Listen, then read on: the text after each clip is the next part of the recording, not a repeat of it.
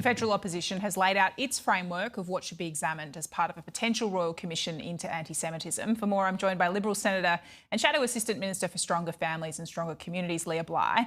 Leah, thanks for joining me today. We haven't had this properly confirmed that the Prime Minister is going to do a U-turn, but it seems like that's where this is headed on the Royal Commission. Will the Coalition give him credit for finally listening if he does change his mind?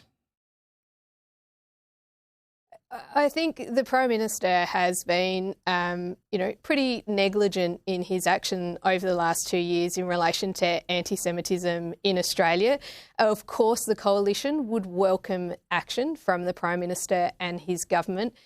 We've been calling for a Royal Commission into what happened in Bondi, but also more broadly into the growth of anti-Semitism in Australia. So, this isn't something we want to play politics with. This is something that's very, very serious. And I think anti-Semitism has no place in Australia, and we should be doing everything that we can to make sure that all Australians feel safe and at home in such a wonderful country like Australia. We've heard the Prime Minister in recent weeks talk about the fact that it couldn't be too broad in terms of reference. He'd previously been critical of the Coalition's drafting. Would it be better to do a narrower inquiry that could report back more quickly so we can implement some of the crucial changes that a Royal Commission would recommend? I think that has to be key, that there have to be outcomes from any kind of Royal Commission. It is interesting when you listen to the Prime Minister talk about breadth of the Royal Commission, that he doesn't want it to take too long. Funnily enough, we'll be going to the federal polls in about 2 years, and the average length of a Royal Commission is 18 months. So it does make you wonder what the Prime Minister is hiding. The Coalition is constructive in terms of what it has put down, but we hope that, if the Prime Minister does do a backflip and bow to the pressure that the Coalition and, other Australians have put him under, my office alone, I have received thousands of emails from just everyday Australians that are calling for a Royal Commission. They're wanting answers, they're wanting outcomes. And so I hope that the Prime Minister will work constructively to come up with the terms of reference that delivers the outcomes that Australians are looking for. Do you think it'll be acceptable if he comes up with the terms of reference without consulting the opposition?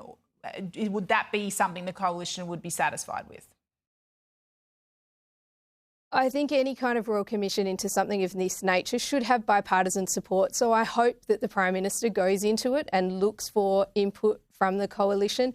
For me personally, it really concerns me in the rising level of anti-Semitism in our institutions across Australia. I've looked at university campuses where anti-Semitism has essentially been celebrated on campuses, not just by students but by academics as well. We've even got the ABC that has played a role in anti-Semitism. That's a public broadcaster.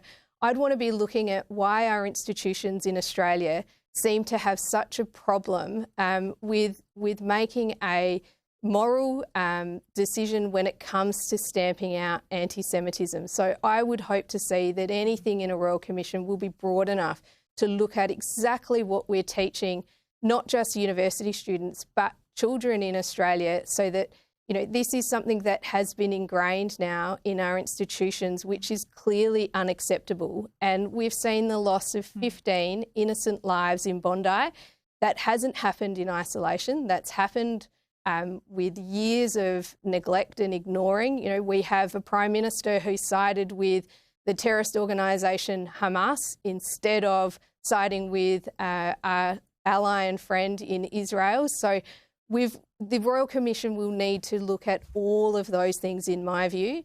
Whether the Prime Minister has the appetite to do that or not, I guess that remains to be seen. Yeah, let's see where that lands in the end. I wanted to get your reaction. Your colleague, Senator Sarah Henderson, has called out a cartoon in the 9 newspapers this morning. I'll put it up on our screen so our viewers can see it for themselves here. She says it's deeply offensive, this cartoon, for the implication that, as you can see, Benjamin Netanyahu in the bottom right corner there is orchestrating in some way the calls now for this Royal Commission. What's your reaction? My reaction to that is essentially what I was talking about with this creep of anti-Semitism into our institutions, that there is this, acceptance that a cartoon like that, which is clearly, the tones of it are anti-Semitic, and why are we accepting that? What has happened here in Australia in Bondi is the largest loss of Israeli lives outside of Israel since October 7. That is not something that should have cartoons written about it when people are calling for action. It's not okay that places of worship for Jewish people have been targeted in violent attacks. It's not okay that people were gathered at a beach before Christmas to celebrate Hanukkah, and they were targeted in a very violent terrorist attack. So I take the Royal Commission and what happened in Bondi and anti-Semitism very, very seriously. And I think I certainly stand with Senator Henderson in calling that cartoon out for what it is. And it is anti-Semitic. And I don't think that has any place in Australia. Liberal Senator Leah Blyth, appreciate your time today. Thank you.